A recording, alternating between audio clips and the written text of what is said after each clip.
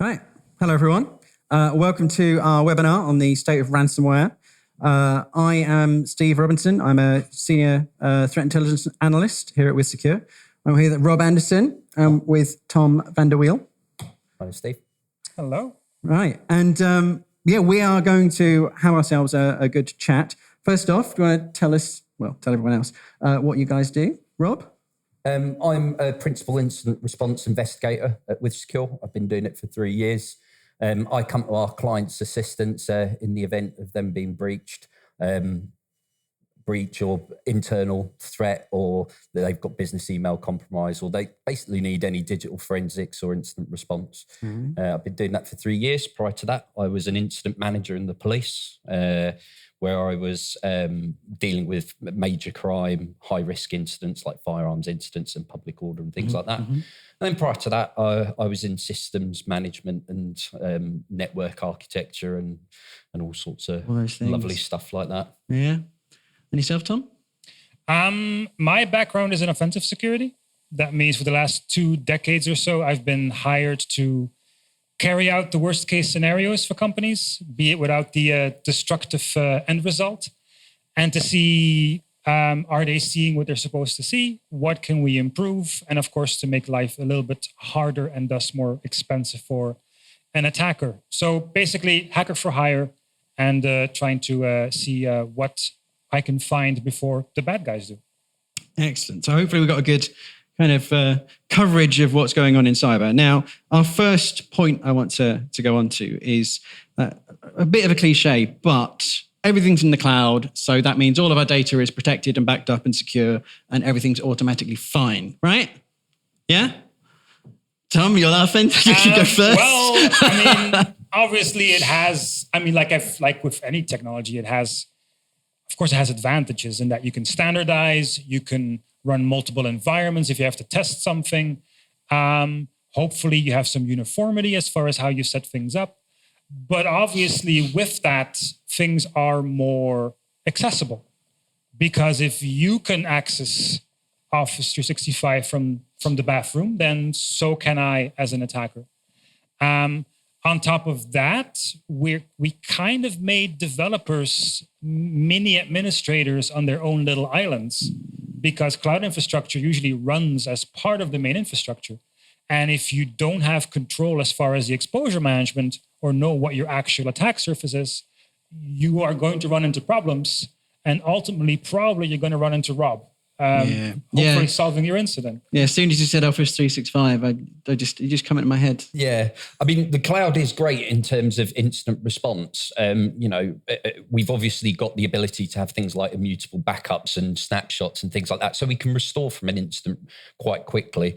Obviously, in the cloud, you've also got the logging at the control plane level. So, when APIs are used to spin up machines, clone machines, do things like that, we've got these immutable logs that can't be destroyed. So from an instant response side of things, it's great for investigation.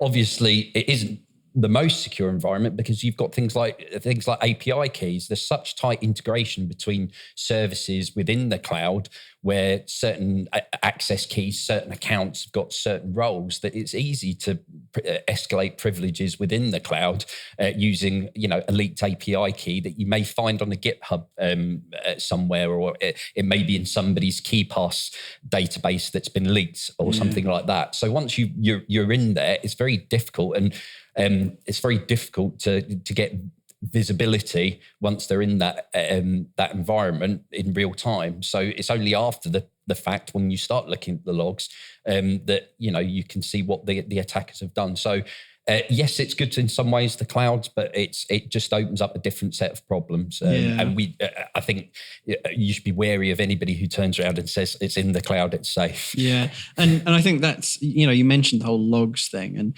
that's, for me, that's what always kind of comes to mind, is that if you are dealing with something in the cloud, you've got to work with the logs that you get given.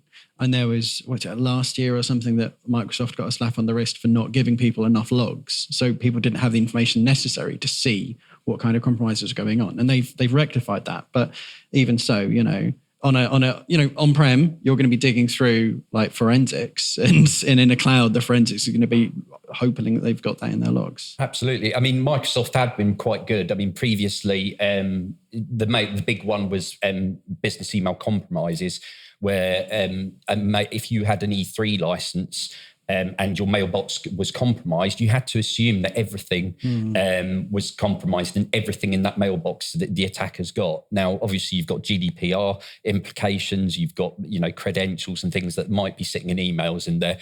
They've stepped up the game. They've stepped up and they've turned on the mail access item logging now, which is really good. So that means as incident responders, we can say, yeah, the threat actor's actually got these emails, and we can be more specific about it. And that means there's less time for the clients to go through mailboxes to see, right, okay, what is our exposure here? What's the blast damage? So, they have been very good at that. I mean, what I would say about Microsoft is, their interactive tools for getting those logs aren't particularly great, and they're throttled a lot of the time. So we have to rely on other tooling to manage that and process that. But that's why we're incident responders, and that's why we do what we do. Yeah. And so talking about email, there's been maybe a bit of a view that email as a vector has kind of been dying off. But is that the case?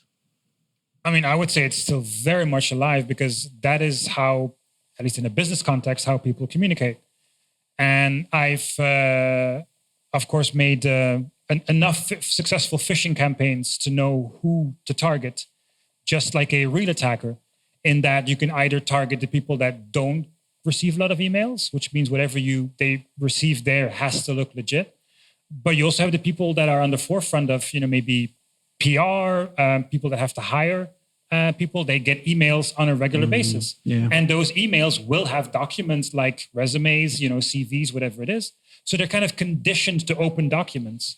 And that's where an attacker will find a way in eventually to make sure that they can slip in a piece of content that looks legit. But once you have clicked on it and the bad stuff has happened, of course, we have to go back and again perform instant response and see how can be done. But I mean, attacking or using email as an attack vector, whether it's malware or whether it's harvesting for credentials or anything like that, that is still very much alive. And I predict that it will remain that for quite some time. Well, yeah. I mean, I've said before that the kind of cutting edge of cybersecurity is telling someone whose job is to open emails, not to open emails. If you look at the common lures people use, one of them is just invoice, invoice.pdf.exe or whatever, because there are people whose job is just to get invoices, open them, parse them. And they're used to seeing a lot of different emails. Yeah. I mean, sometimes I've gotten performing these services on the request of companies, of course, is that they say, look, don't make the phishing campaign too realistic because it will stand out in that the email is too good. The attachment is too good, because that's not the kind of content we receive. We get stuff from suppliers that says, hey, here's the invoice. And that's it, just one single line. And usually that has more success than very elaborate, emails trying to try too hard. It's not going to go away. Yeah. And I think, as you said earlier about, when an email account's compromised and what can they get access to? And these days, because the email account kind of becomes the ID in a way, doesn't it? And so you're on the email, you in OneNote, OneDrive, SharePoint, or wherever else, Google Drive, all of that access. I mean, what we found, I've been working, my last 4 jobs have been business email compromise. What we're seeing is that legitimate services are being used as well as the mailbox compromise. So for onward campaigns where a mailbox box gets compromised, they'll harvest addresses from that mailbox and then they'll send out a campaign, but they'll use trusted services to service, the links to their malicious infrastructure. So they'll be using things like DocuSign, Adobe Sign. They'll be using secure links. They'll create a OneNote document or a Word document on people's personal OneDrives, and then they'll share a secure link. So you've got that aspect of, they're using the trust that people have and established relationships that they've got. But not only that, the established trust in the platforms that are used to store these documents, because your normal email scanners are not going to delve into the contents of a secure link or an Adobe Sign link. It won't do it. So the threat actors are being quite sophisticated and layering levels of recursion. Even seen where mailboxes have been hijacked, and then on their behalf they've signed up to a service and then used the mailbox and intercepted the emails for the, click on here to confirm your account, and then signing up to new services to perpetuate further campaigns. So it's not just a business email compromise for trying to insert yourself to, get intercept bank details or send fake bank details. It's actually to perpetuate the attacks on trusted partners. And it works. Yeah. And, it's interesting to me that whole thing of as the attackers signing up for services and using these services. And we always say that, defenders have to be really reactive to what the attackers are doing and so on. But I was thinking about the fact that there's actually attackers are very reactive to what their victims are doing, because they can't target you somewhere you're not. So everyone I'm betting started to use these, the sharing links, the online file services and stuff. And once people started using them, then they became useful to the attackers. Like there's that benefit of it's coming from Google, Microsoft, whoever. It's not coming from the attacker. But on top of that benefit to them, there's the fact it's what everyone's using. So they're kind of following behind. I think also, like what you just said was very interesting, is that I think also from doing result presentations after doing a security test, that's probably the most misunderstood point, is that it's not just email. Because we have, for the last 10 years, we all now use single sign-on. So like you said, it's not just the email. The moment you have the email, you have access to the collaboration spaces, the workspaces, the shared calendars, the file shares. And people do not really realize, or companies do not realize, when they say, I'm not a target, I'm not important, it's not about you. It's about the trust relationships that you have with the hundreds of other people that know that they can receive an email from you. So it's the implied trust that's being exploited, not just that one particular account, which is just a way in. And, like you said, you've got access to things like multiple platforms. I mean, for an example, we had one incident where an account was compromised. They landed in SharePoint. They searched for the word password across all sites, and then suddenly they had 1,500 sets of credentials on multiple systems for multiple platforms, and that's just what that's poorly configured site configuration. I get that, but you're never going to get that uniformity in something like SharePoint. But that all those credentials, all those systems had to be explored. So that's just from one email account. So it's very impactful. Right. I think it's here to stay as well. Yeah, and I mean, I was thinking that in recent years we've had this, as a service everywhere going on, malicious as a service, or malware as a service, phishing, whatever else. Is that where we are now? Like, are there still people doing their own kind of custom stuff, or are we all dealing with these off-the-shelf attackers?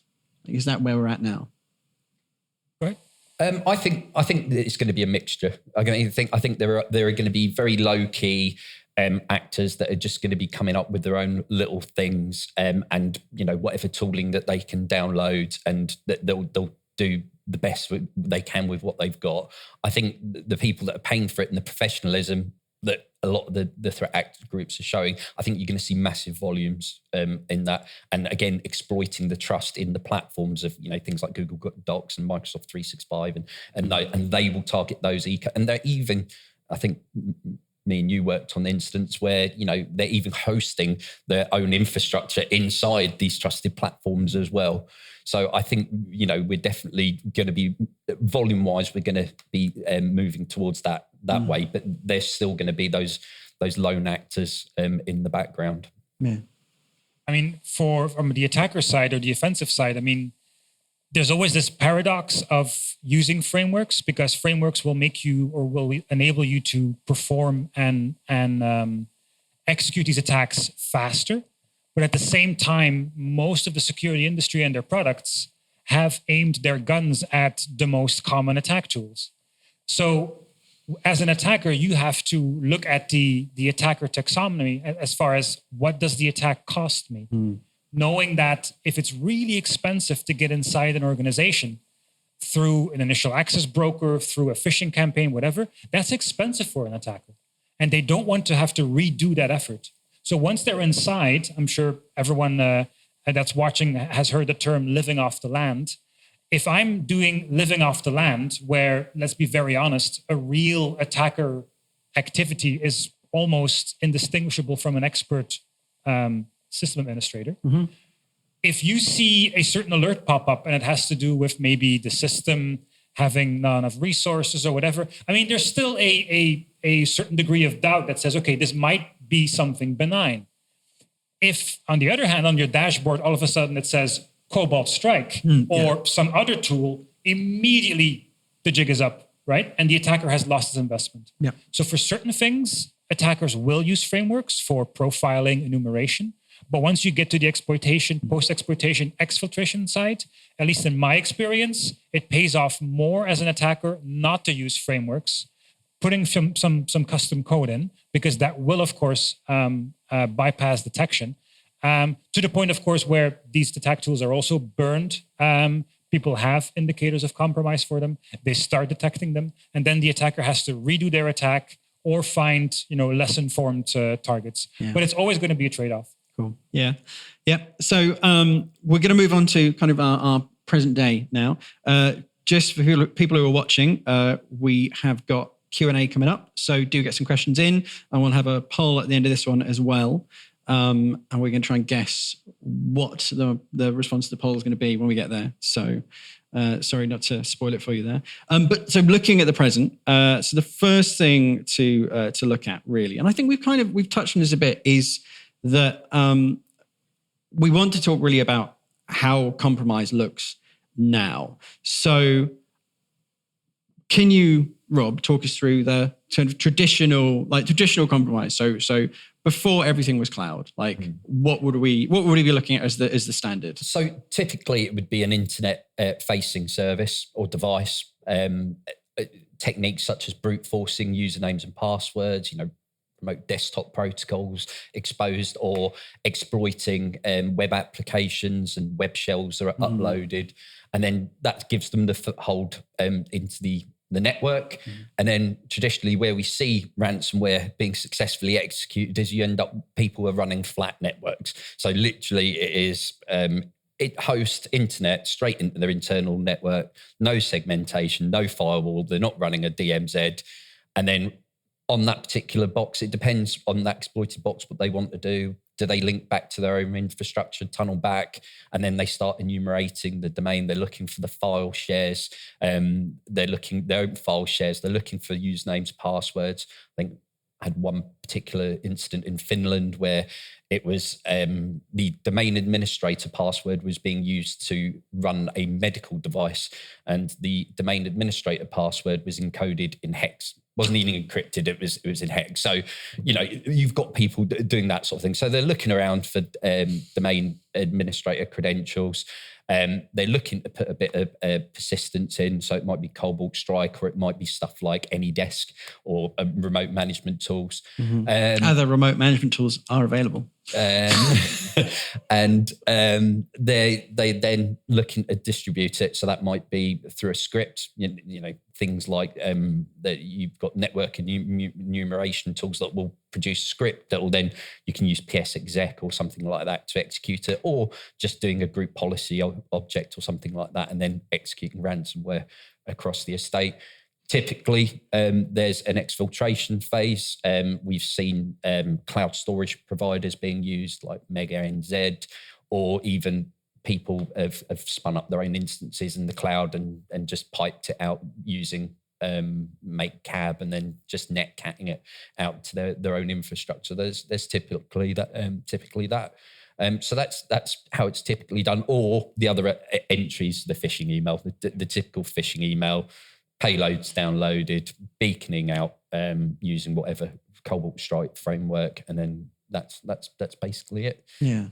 So on the phishing front, although kind of general ishing really, we've said how email is still it's the business comms of choice. So is phishing still emails? Is that what we're dealing with mostly, or are there other things? We've had quishing, obviously smishing, things like this. Other things I hate saying because they're horrible words. But is that what we're dealing with? Email phishing, or are we seeing other networks? We talked about LinkedIn earlier.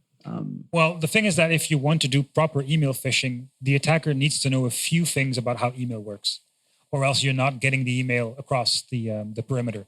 Like you mentioned, that's why these attackers opt for third-party services that are already trusted, which means it lowers the cost of their attack.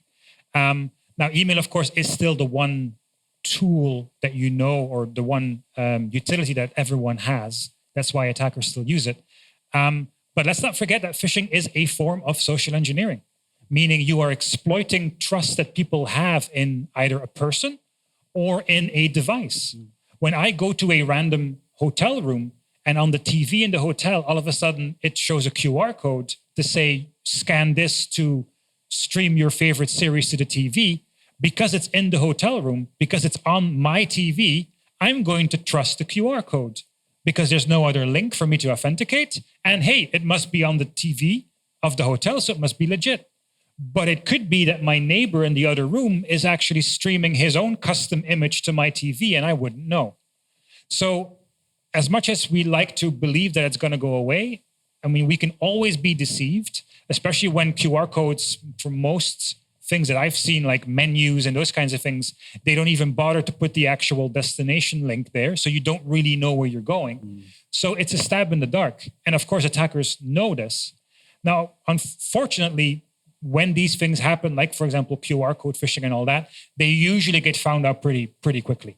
But then again, the cost is also pretty low. So attackers are able to repeat them.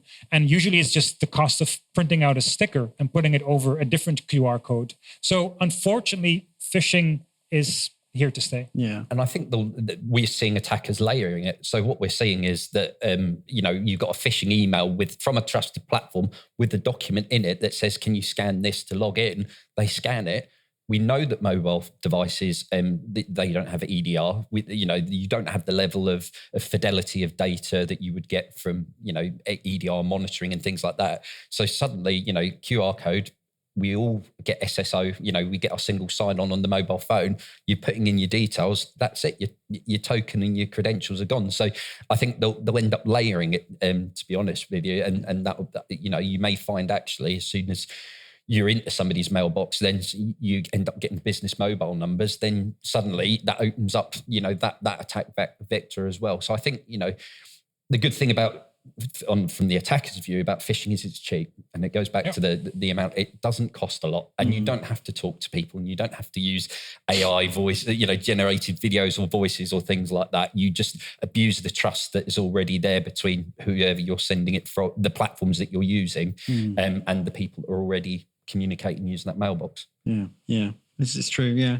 And as you said about social engineering and things, really, I think the only phishing attack that doesn't involve social engineering would have to be like a zero click or something, where either that or it can be incredibly low tech, because there's these websites where you can see the wireless access points of companies, or if you drive past, you can see them. Usually they have the name of the meeting room inside the network name. You buy the same device, but you set it up with your own backdoor. You put it in a nice big brown envelope. You send it to a company that says, oh, by the way, this is to replace the defective unit. And I've actively compromised companies that way by someone just shifting out the unit in a meeting room. I can be sitting anywhere in the world, and all of a sudden I see my session pop up and I'm on the internal network. Incredibly expensive, though.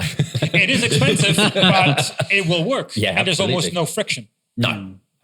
So again, it's a trade-off. So I can maybe do this once, but if it does work, it can be devastating. Absolutely. So we got a couple of questions that are kind of relevant for now, so I'm going to throw them in. So the first one from Scotty is that if email is still an issue, is there an alternative or better form of communication? What do you think? If you can find that, there's a lot of money for you waiting, because if you can solve email, then you've made it. Because I'm not sure if you're a zero unread mail person, or a color person, or a folder person, or a leave it all unread person. Email doesn't really work. We're all trying to cope. But of course, attackers know this. And they will try to, again, abuse the trust.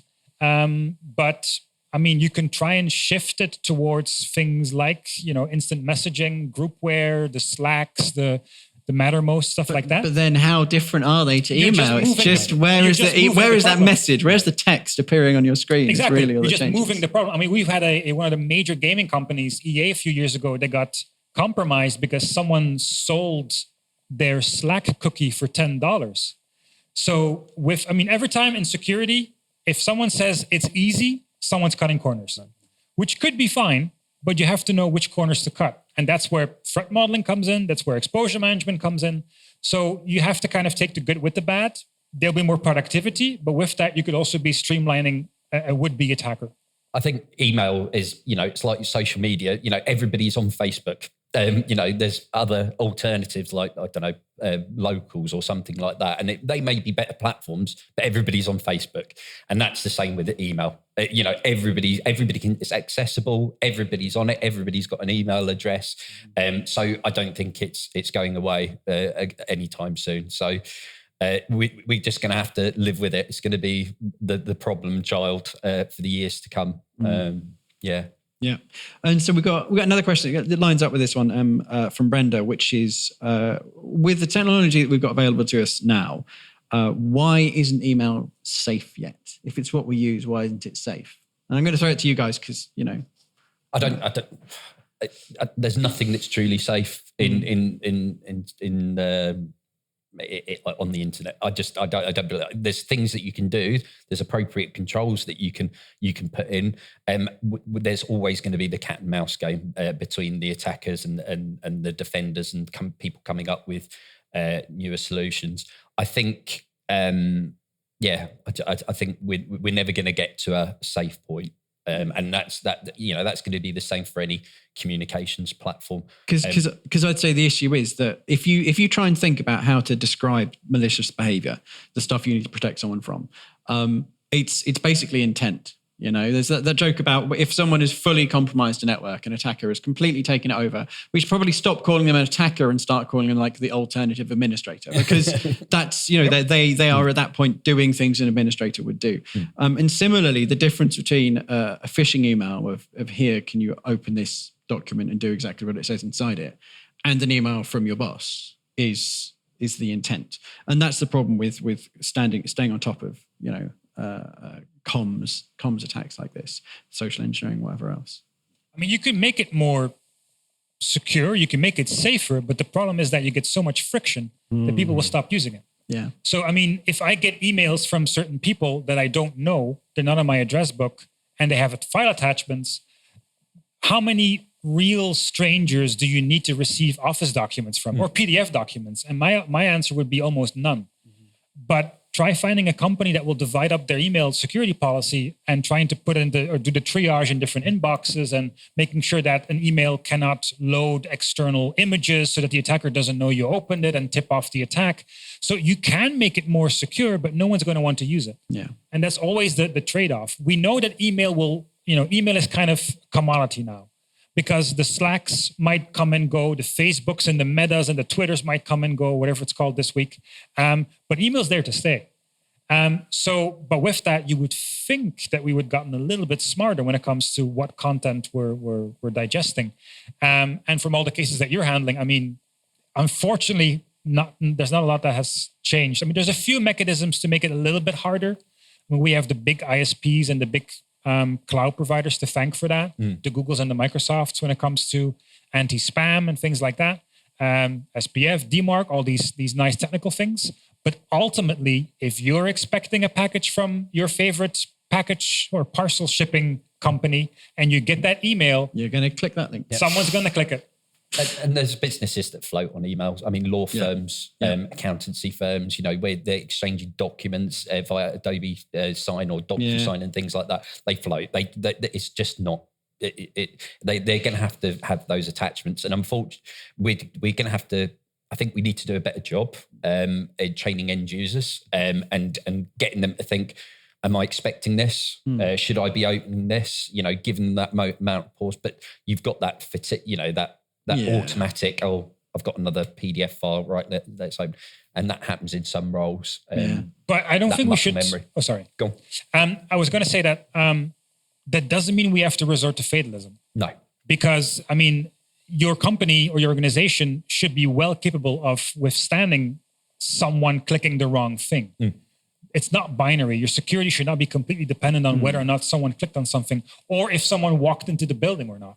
So again, the defense in depth principle still applies in that, if someone opens the wrong thing, again, it's not just email. People will say, we don't use email, we use Teams, or we use whatever it is. Yeah, but that kind of comes for free with the attacker. So the real name of the game is you need to threat model these things. You need to know, okay, if someone does take over the access, how would we know? Can we build in some extra layers? And are those layers introducing more complexity and thus more room for error versus having the attack happen? But you need to verify, you need to test it, you need to look at what are the trade-offs that we need to work with. Well, so this is a good segue that we're talking about kind of security weaknesses. So our poll question is, where do you see your biggest cybersecurity weakness? So we got 4 possible answers for this one, guys. So you've got to pick what you think it is. So endpoints, internet-facing services, SaaS, or, obviously we have no weaknesses. It's fine. Of course not. What will be the most likely, do you think, answer? I reckon software as a service, because I think that's on everybody's mind. Because it's so black box and people don't have visibility of it, it just goes over there and works. But hang on a sec, what data's on there? What happens if stuff goes wrong? What is our exposure? What are the security levels? Things like that. If that gets, you get a supply chain attack or something like that, how do we even know? Can we trust them?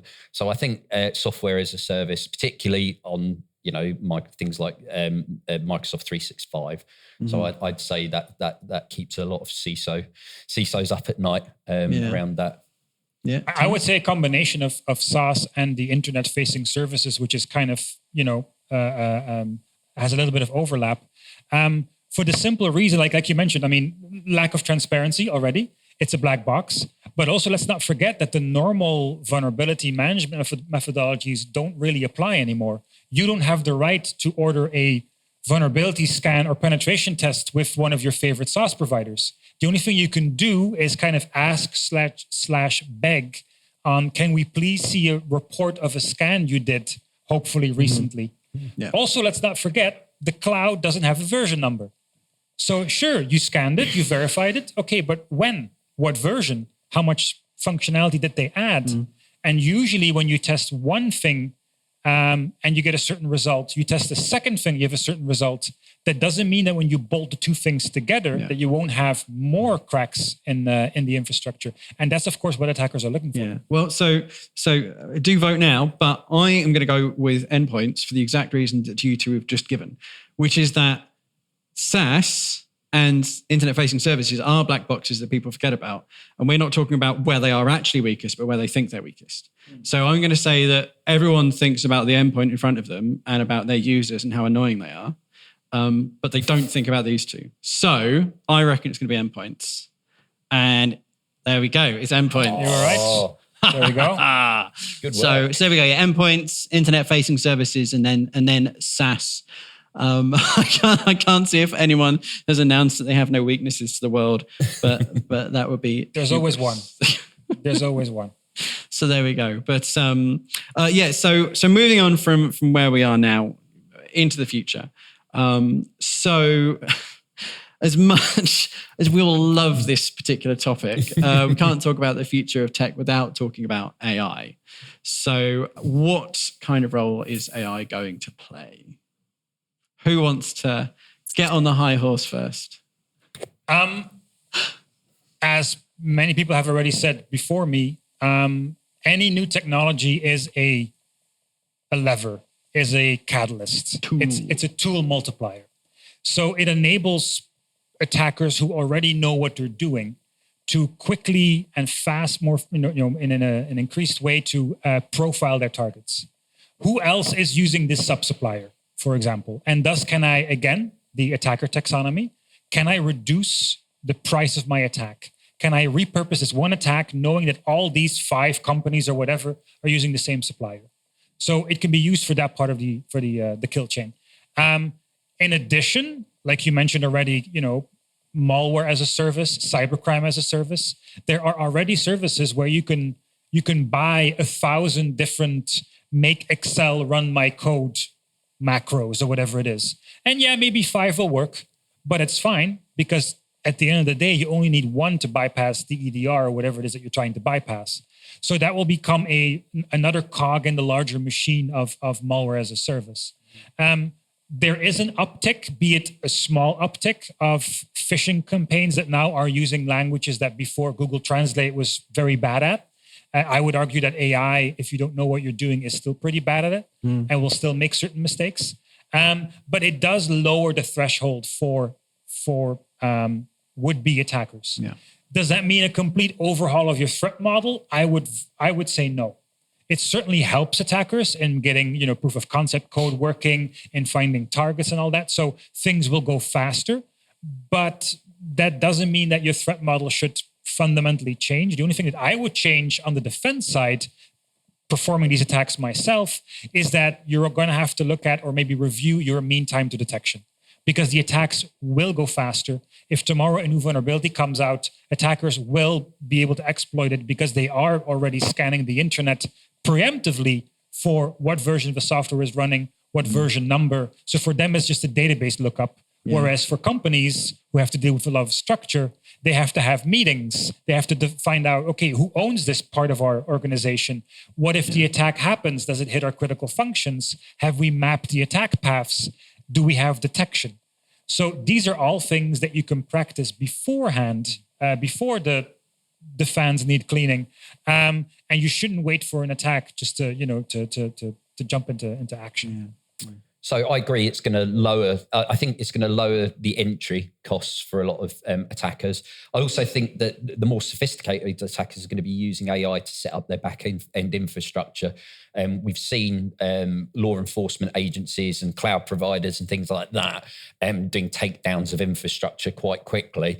I think that AI in the future is going to be used to manage and maintain that infrastructure. So take down this from this particular cloud, stand it up over here, link it to this campaign. And I think that will automate a lot of it and also introduce a level of complexity and start recursion of things like payloads and attacker infrastructure behind other infrastructure, and being able to automate that. So I think that's going to make life difficult for instant response in terms of tracking that all the way back, and law enforcement as well. But I think that will take that workload off of the attackers on that side, so they can concentrate on the things that are going to defeat the EDR and are going to get their foothold into the estates.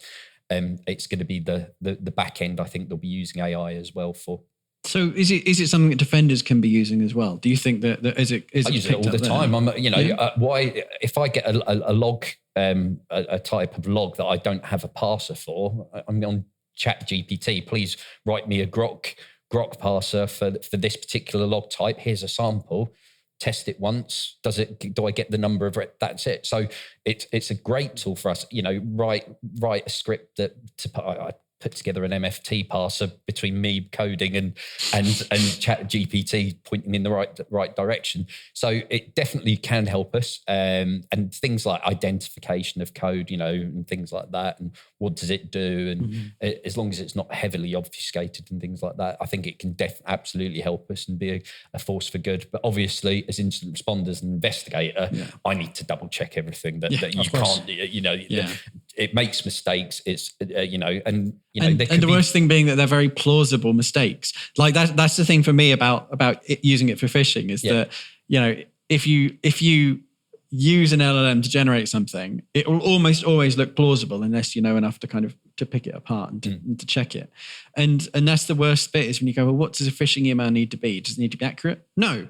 Does it need to be plausible? Yes. So it almost seems like to start with, we're at a point where it maybe is more useful we began at a point where it was more useful to attackers. But I do think it's overhyped, though. I think, in the near term, I think it's over. I haven't seen a massive breakthrough in AI in cybersecurity yet. And it may be coming. It might be coming down the tracks. But I think, given where we are at the moment, I think we're slightly overhyping it in the near term. Yeah, I think it's probably not probably not some huge revolutionary magic wand. I mean, obviously, machine learning and so on is being used for defense. It's there already.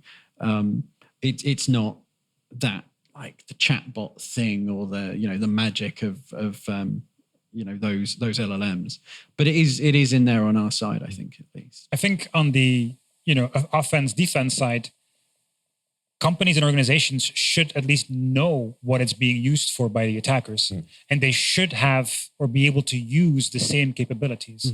Attackers are taking open source code and running it through ChatGPT. And when we say ChatGPT, we mean all LLMs, things that you could run at home on your laptop. Attackers are running open source code through LLMs to find mistakes, to find bugs, to then exploit. But so should the people writing the code, hopefully. The number one complaint that I always hear when customer environments get compromised is that they have non-production environments with production data in it, because they need to be able to test things. Because the age-old argument has always been, test data is never complex enough. It's never in bulk. It doesn't hit all the different use cases. Well, guess what? The one thing that generative AI is good at is to come up with stuff.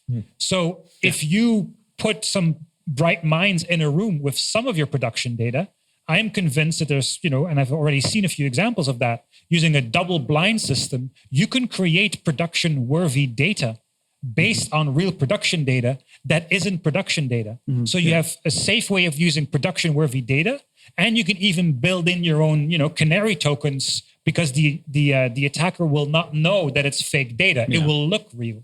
So knowing that these capabilities are there, I think we should leverage them. Yeah. The problem is that tell someone in security to say, we're going to take some of your production data and we're going to stick it into a generative AI model. Which doesn't really sound appealing. But then again, a few hundred years ago, someone said, what if we combine this gasoline thing with fire? Wouldn't that be a good idea to make engines with? People are also saying, maybe that's a bad idea. I would say, there are worries around the data going into LLMs. There's been a lot of kind of vulnerabilities, or whatever you might describe them as recently, around data getting spat out again. So you can see why people would be nervous, but hopefully it would just be a check. But in this phase, offline, you would be able to run it through. And you still have the capability of looking at the data that it produces. And then you can still make a judgment of saying, look. I guess it would, as long as it looks, you need it to look. You can still vet the data. It's not a black box that you just put people in front of and hopefully it will give some good answers. You can actually get static output from it and benefit from that as well. Yes. So just kind of start rounding up. So is ransomware something we're going to be able to beat? In my opinion, and this is more on a general level, is that whenever you can deny someone something they need, you have power over them. That means, at a certain point, if you have, the cheaper smart cars, if they get ransomware, then probably the only thing that the car is going to do is drive you to the bank to make the transfer. If someone has a washing machine that has some kind of smart capability, if some attacker figures out to put something else on the display, they will put a QR code on there to phish someone. So whenever someone is reliant or dependent on something, it can be taken away. And then, of course, you need to make sure that you have contingencies in place so that you have operational resilience, knowing that these things can happen. And again, do the legwork, do the threat modeling, look at your exposure management and saying, look, these things, high chance of getting attacked, but when it happens, we can restore. These things, legacy systems, for example, if it happens there, we have less options. So we're going to have to do a little bit more effort to make sure that if it does happen, we have some kind of story. Okay. Rob, 20 seconds. Can we beat ransomware? Go, fix it. I don't think that it's going away. I think we may see a shift from ransomware to extortion through data exfiltration, because ransomware, I think, is we're getting better at spotting it and shutting it down. But I think there may be a move to extortion in the future. All right. Well, I'm afraid that was 23 seconds, so you're going to have to keep fixing things. Okay. I'd say for me, ransomware, it's a case of it's going to be a thing as long as it's more profitable to do it than not. It's an effort and reward thing for people. But now we are onto our Q&A section. So we've got a good number of questions in. So let's see, work our way down. So do we feel, this is from Barnaby, do we feel that AI will result in more or less supply chain compromises? Or I don't think that you can. AI will be used as a tool. I don't think it will be used as the compromise vector. You're not going to be training an AI tool to compromise. It's going to be one of the things that bolts on other levers there. So I don't think AI in itself is going to do that. Yeah, I think it'll probably be leveraged for certain attack scenarios, like you mentioned. If you need to calculate that really complex timing attack, then probably an AI can help you. But whether to focus it purely on one particular, target, like for example, supply chain. And again, attackers most attackers at least are very opportunistic when it comes to their attacks. So if they can compromise a supply chain, they will. If not, they will just try to compromise whatever they can get their hands on. So here's an interesting question. And I'm going to read this one as I think it's meant. So is test MFA push phishing a thing? Is that something people are doing to test that people aren't blindly just approving pushes? Is that something you guys have heard of or done? I've heard of people clicking on them when they shouldn't do, but I haven't seen it done as a test. Because obviously, like phishing, synthetic phishing is obviously a thing. But I've not heard of much of the way of MFA synthetic phishing. No, I would always recommend people to actually demonstrate as part of an awareness session or whatever on the most common MFA-based attacks. MFA fatigue is one of those attacks. Hey, I used to have your number. I'm trying to reset the account for my kids. Just throw the word kids in there because that, again, makes someone click the link or respond or have a higher chance of responding. So people should know about these attacks and how they can be abused. Also, let's not forget that, MFA is not a control against phishing. You can still proxy phish someone. So if you're implementing MFA and these kinds of controls, you need to test them and you need to know how the attacks work, or else this is true. We just create a Pavlovian response of, the moment you see it and it's a trusted app, I should just click on it. That's not the way to do it. So here's one. What size does a company have to be of interest to hackers? I don't think the size matters. In my mind, especially for ransomware threat actors, they will, look for vulnerabilities. They will brute force whatever they see is exposed. They will send out the volume of phishing emails. I've had small companies, small organizations that are charities that have been done 60 seats. They've been ransomware, horrible. I've had large companies where they've done a real job and gone after the backups and just wiped the effort. So everybody's a target, unfortunately. And it's going to be an opportunistic thing. Yeah. I don't think, ransomware actors aren't in the business of targeting particular organizations. I think it's just, if you can get in, you can make a profit. Exactly. It's something I've been banging on about for like a long time now, about that, initial access brokers, people buying and selling access to victims and so on, and just scanning the internet, indiscriminate phishing campaigns, whatever. If you get access to whoever it is, you can sell it on. You might decide, okay, this company is not worth my time, but I can sell it for, $200 to someone else or whatever. Or, this company is too big and well defended for me to do it, but someone else would love to have a, 30 million turnover sprocket company to do over. Yeah. But also we shouldn't overfocus on the organizations themselves, right? Organizations run software. Among that is open source software, which is sometimes maintained by a single person. That person is going to get targeted at some point in their life. Could be opportunistic, could be nation state, but if you have access to something that someone else is using it as a value to an attacker, they're going to get attacked one way or the other. Yeah. So we've got a question here about, could Teams be used as an alternative to email? And they said, obviously, it requires an email address to do this. Could it be an alternative though? And I kind of want to jump in first because I think the important thing to remember is that all these different messaging platforms, they're just mediums. What people need to do, they will do somehow. And the medium used changes over time. and an email just happens to be this very convenient, widely used one.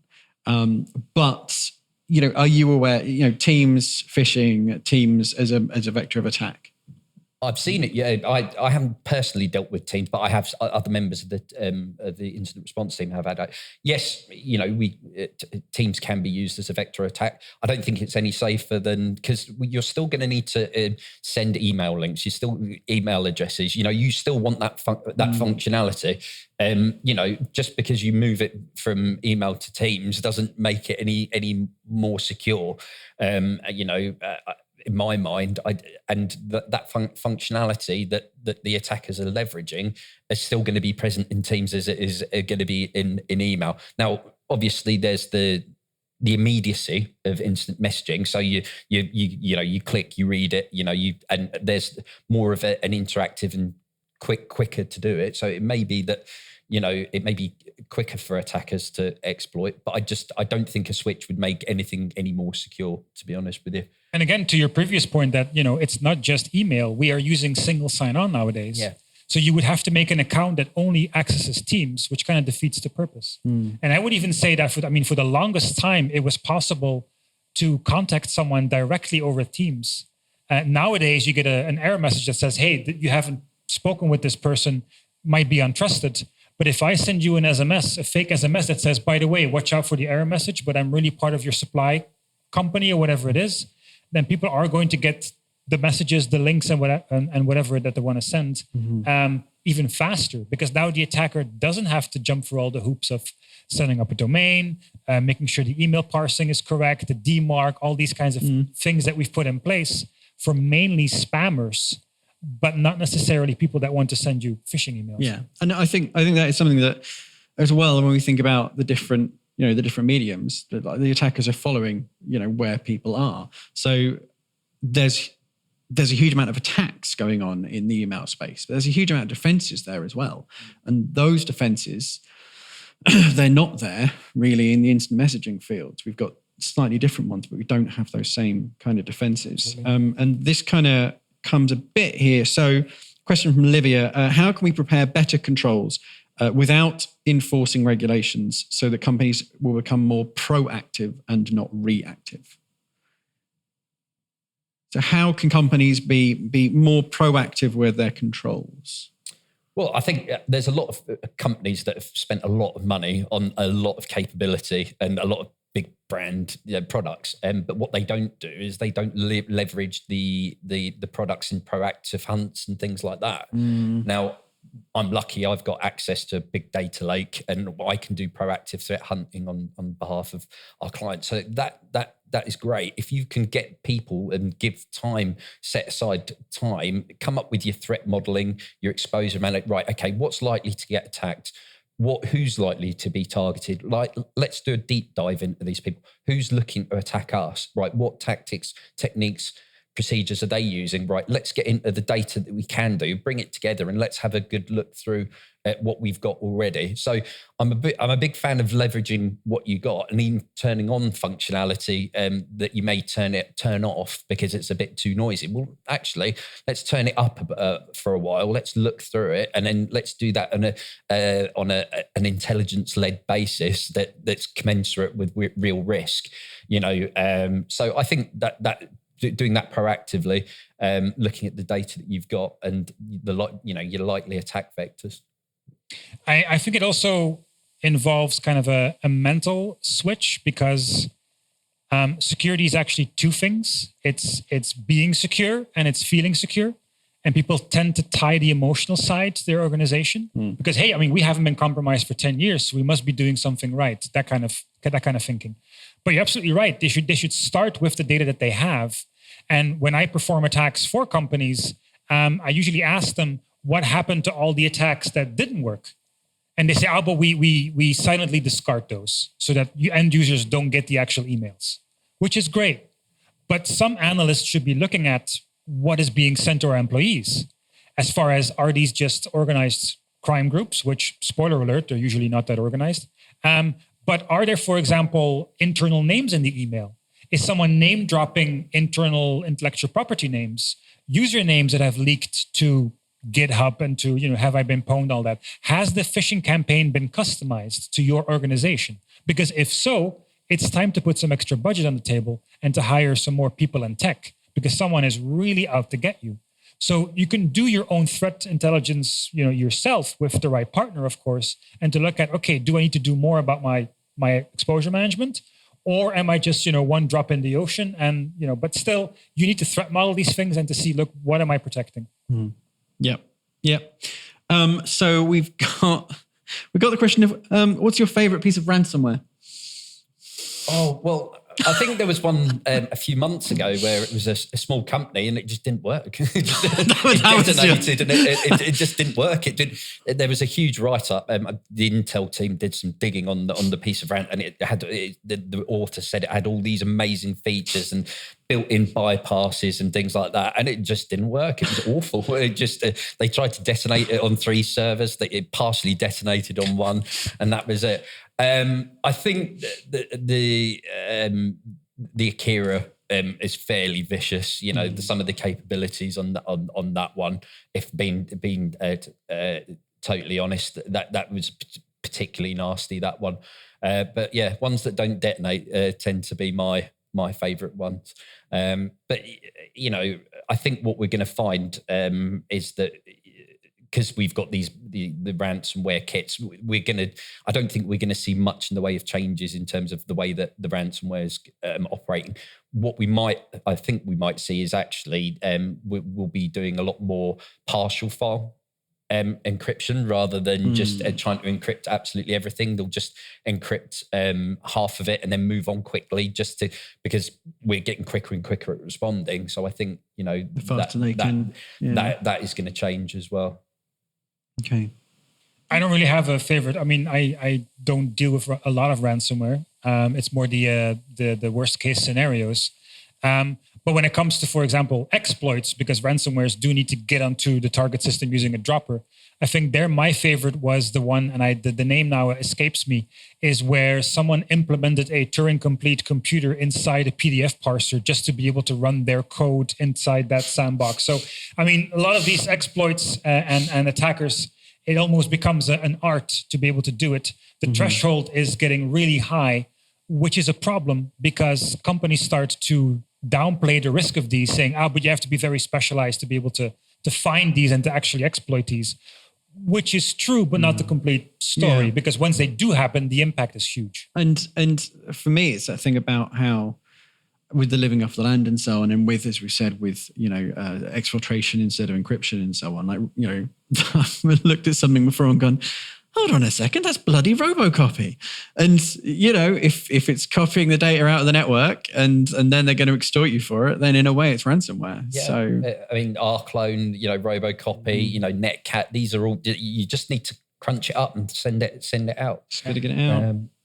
Yeah, for sure. Okay. So, we do have one question. Is quishing going to bring down millennials? I'm a millennial and it's not going to bring me down. So no. But I think it's a good point that you may not have meant to make this point, but the point I'm going to take from it is that we do have these new types of attacks that kind of coming down at us, I think. And so what do you think is going to be, what you're going to be worrying about next year? What attacks are going to be on your mind next year, or what attacks are people going to worry about you doing next year? Not to spoilers too much. I mean, but to the point of QR code phishing. That's how I name it. I don't want to use the other word. I mean, I don't understand why Rick Ashley hasn't gotten some kind of prize, because getting rickrolled has probably done, or the threat of being rickrolled has probably done more for companies than a lot of security awareness companies put together. So I think it does live with people. That whatever you click on can be something that you don't want. But as far as coming attacks, I think we're just going to see more deepening of the current ecosystems that we already see. Certain things will go up in price. There's going to be lots of attacks that go down in price because of AI. Again, like the things that we touched upon. But I think the modus operandi is going to be mainly the same. The attacker wants to be where the target is, and they'll adapt to whatever new business tools or office tools people are going to use. Yeah. I think quishing is going to be an issue. Quickly now, because we're nearly at the end. Just because the lack of visibility that corporations have, organizations have on mobile devices, they just don't have the EDR on there. Yeah, they're a bit squishy, aren't they? Yeah. Cool, brilliant. And I think that it's kind of a good point that we're talking about the cost of them to do attacks and the cost of us to defend against them, really, and that's what we're kind of coming down to. But yeah, that is our webinar done with. So thank you very much, Tom, for joining us. Thank you, Rob, for giving us your expertise, and obviously I've been here too, which is great. So thank you everybody for just coming on to our webinar.